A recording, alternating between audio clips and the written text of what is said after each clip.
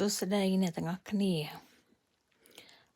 គ្រួសារខ្ញុំគាត់ថែមទឹកត្រជាក់ថ្ងៃនេះដង7អង្សានៅប្រទេសដាណឺម៉ាកបងប្អូន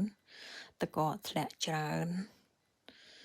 មើលទៅសតតកគាត់ថែមទឹកត្រជាក់ខ្ញុំហ្នឹងនៅឈរខាងលើហ្នឹងក៏មានអារម្មណ៍ថាល្ងាខ្លាំងដែរតែគាត់ក៏ត្រាំបានប្រហែលជា20នាទីអីបងប្អូន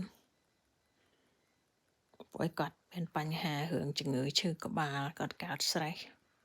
ច្រើនហើយនៅនេះមិនថាតាគេថាគាត់ទេអ្នកនៅប្រទេសនេះភាគច្រើនគេចុះមកហែទឹកគេមិនហែលបងប្អូនគ្រាន់តែគេចុះជ្រលក់ទឹកហើយគេងើបឡើងវិញហើយធ្វើសាវណាអញ្ចឹងណាគេមានស្ទីមនៅក្បែរហ្នឹងនៅបន្ទប់ខាងនេះ2ខាងនោះ2អញ្ចឹងនេះម្ដុំផ្ទះអ្នកខ្ញុំរស់នៅនឹងឯងចាអរគុណទាំងអស់គ្នារក្សាសុខភាពទាំងអស់គ្នាសូមសរសើរដល់អ្នកត្រាំទឹកតែម្ដងខ្ញុំ